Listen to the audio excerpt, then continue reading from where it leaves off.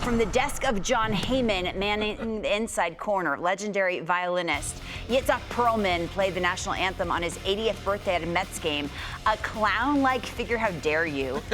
Blippi followed, throwing out the first pitch and received a bigger ovation. What a country. Welcome inside. I'll have you know, Blippi was so popular, they couldn't just have one character play him. They had to make multiple.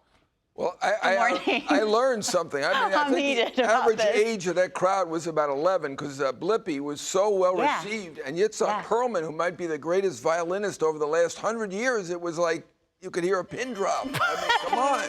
This Blippi's an icon, though, John. Both icons. In their own respective They should not be in the same sentence. Areas. All right, let's go talk baseball. Let's talk baseball. Looking ahead to the offseason, never too early to rank the top free agents this offseason. These are potentials. Some will opt out to be like Blippi Day at Citi Field Sunday, August 31st. We have 7, and at number 7, I feel like we should clump 7 and 6 together, both playing for New York teams, Cody Bellinger and Pete Alonso, both really tailor-made to play where they're at right now, John. Absolutely. Both 30 years old. Alonso in his second free agency, as we know. Bellinger, 30 in his third free agents already. They already have had the qualifying offer, so they won't have that weigh them down this time. Bellinger's had a terrific year in the Bronx. In fact, one Yankee person told me he's our best player. Now, that's obviously an exaggeration, but he has been really good in 4 spots. He's got an 837 OPS. Terrific season for him. I do think he will stay in a big market, whether it's the Yankees or the Mets would be a fit too, because they have 2 free agents, certainly one in center field, one at first base, and we're going to get to the first base one in second. But Bellinger told me the other day that he wants to play for a winner. That's his only prerequisite. Alonso, I'm sure that's the same thing. He's having a terrific season, an 860 OPS, terrific. He has been much better this year than last year when he had his first free agency and it didn't go as he'd liked. He's got that opt-out at 1-24. He will obviously opt out. Several teams could be a fit for him beyond the Mets. The Mets make the most sense, as you mentioned.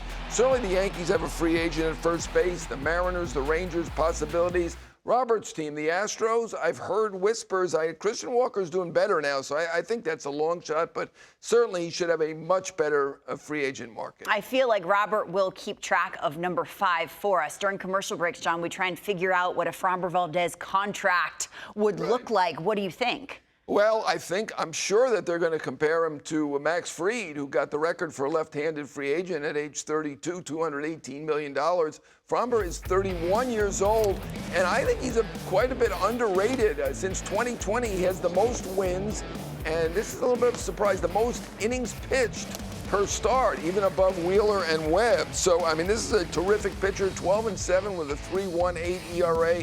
Certainly the Astros or almost any other big market team could be in play for Framber. At the top of the West, they need pitching to help them stay there. Kyle Schwarber at number 4. I can't remember. I was thinking of this, Dave. I can't think of a time when Dave Dombrowski, president of baseball operations, was this adamant about someone staying and their love organization-wide from top to bottom for Kyle Schwarber. It just shows the player and the man. Yeah, absolutely. He's terrific in the clubhouse and on the field. He's arguably the MVP. Certainly, there is a big case again for Ohtani, but 49 home runs. He's been terrific. That is a great place for him. I think it'll be a surprise if he goes anywhere else, but 943 OPS, 119 RBIs. Alonso's second, by the way, in RBIs in the National League, but 119 already. What about the American League East, Bichette? This is interesting because I feel like when they signed Vlad long-term, we all thought we'd directly go to Bichette, right? What does that mean for his future now, a couple months later? What does it mean? Well, I'm not sure that it carries over. Certainly, it's a possibility to stay in Toronto, but a lot of teams should be interested in Bichette. He leads the league in hits. This will be the 3rd time if he leads the league. 172 hits, hitting over 300 in a year where almost nobody's hitting over 300, playing a good defensive shortstop. But a number of teams could be interested because he could switch over to second base. He could switch over to third base. So I'm not even going to get into the names of the teams because it could be one of many, many teams. But certainly Toronto should be interested in bringing him back. Red Sox chasing them in the East. I feel like we just found a new home for Alex Bregman. Will we be finding a new one, and where will that new home be? He's number 2 on your list. Yeah, I kind of hope not. Not that I have any stake in this, but I think he fits Boston perfectly with that ballpark, Young team, a great leader. He makes incredible sense. I mean, obviously he was out for a while with an injury. He still has 16 home runs and an 848 OPS. Also, no qualifying offer for him. He is 31 years old. I mean, the teams that were interested in him previously were the Tigers and Cubs beyond the Red Sox. Now, Shaw is doing better at third base, so I'm not sure about the Cubs, but certainly the Tigers and other teams looking at third base could be a fit. It does feel like Boston is the best. He liked that ballpark better than Detroit. I remember that last year. Kyle Tucker's number one, 28 years old. What's the years for Kyle? What's realistic right now? Oh, it's hard to predict. Obviously, he had that injury that set him back, and he wasn't himself for really almost a couple months. Didn't say anything about it. It finally leaked out. But 853 OPS overall. I mean, he is one of the most, if not the most consistent position player in baseball. 21 home runs.